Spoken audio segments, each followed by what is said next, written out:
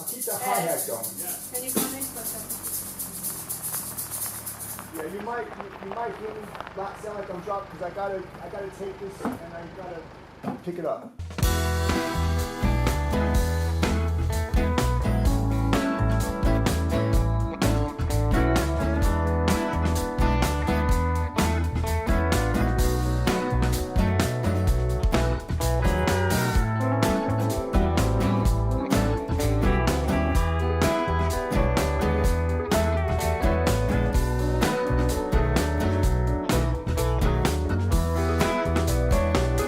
You just do what you want, babe. It ain't my affair. You do what you want, honey, and see if I can. Take all of your chances. Drink wine till you're blind. You'll never make this boy blow his sweet mind. And if you really believe that since you've been gone,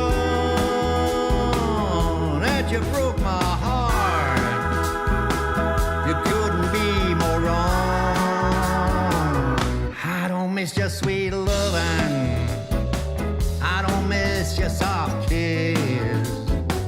I spend the days and the long nights telling lies like this.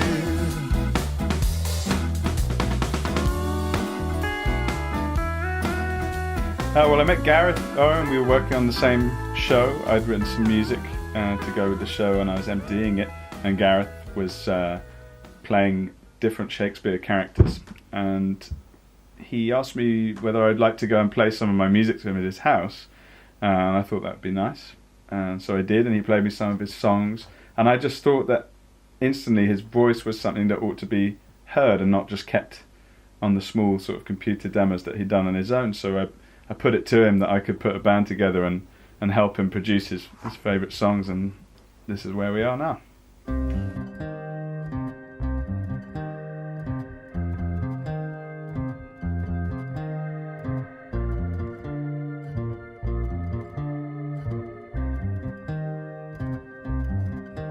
He was waiting for his eye to strike, lying on that iron bed, when the memory of the woman he'd once loved to death comes dancing into his head.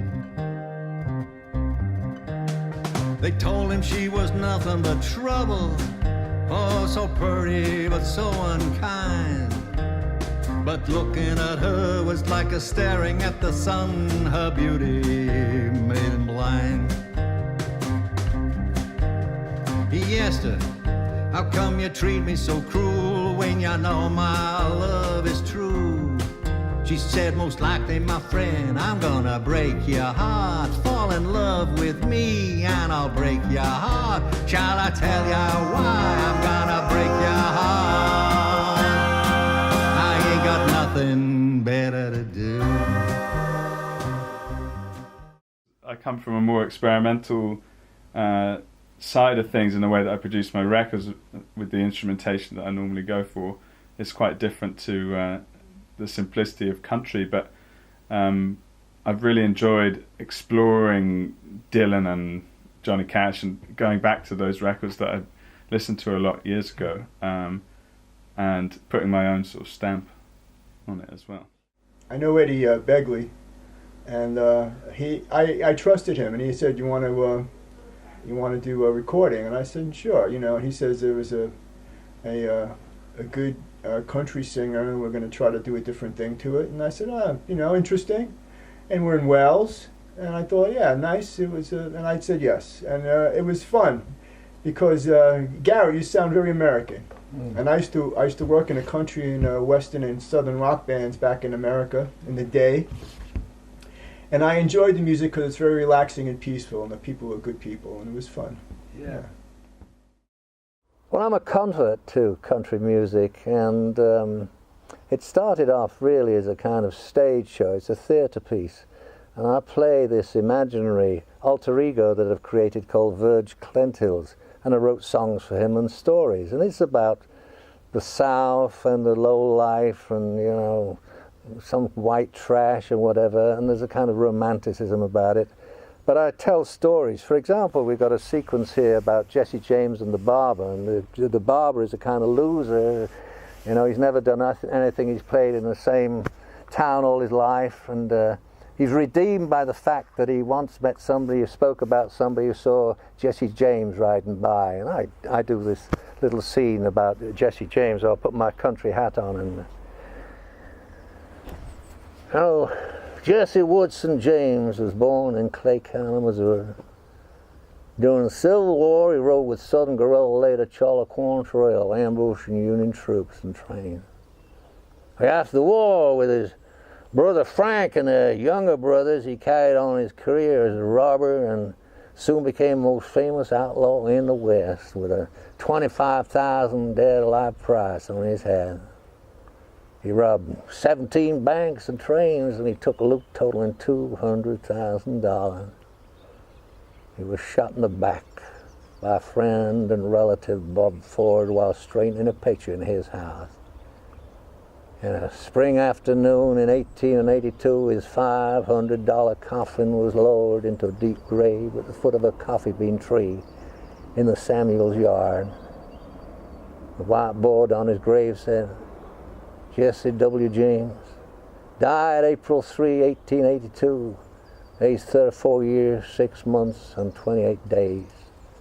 Murdered by a coward whose name is not worthy to appear here. Why, Jesse James had come home at last. Jesse James and the barber, take 3. 1, 2, 1, 2, 3, bop.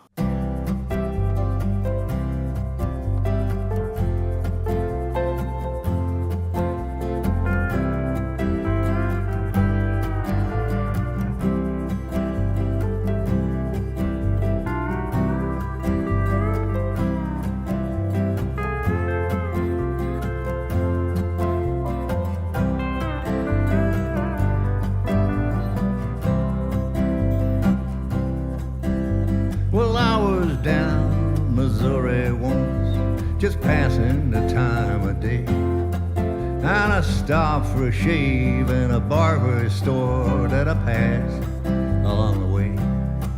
Oh well, that barber, he was a small man, and his personality, it was great. Almost memorable thing about him was you'd forget his face next day you're around. He said himself, I'm a small town man, ain't nothing special about me. Oh, I never done nothing with my life, well, I just had to agree. He said, I lived Clay County all my life, he said with a kind of sigh. Oh, I was born and bred in this two-bed shack, and this is where I'll die. Oh, well, my life don't amount to a handful of dust, but I'm proud 'cause I'll tell ya why. 'Cause I once met a man who talked with a man who saw Jesse James riding by. Rolling by, rolling by, the years keep rolling on by. Put a prayer in your pocket, watch the river flow, try to love all the folks you used to know, while the years keep on rolling on by. Rolling by, rolling by, the years keep rolling on by. Put a prayer in your pocket, watch the river flow, try to love all the folks you used to know, while the years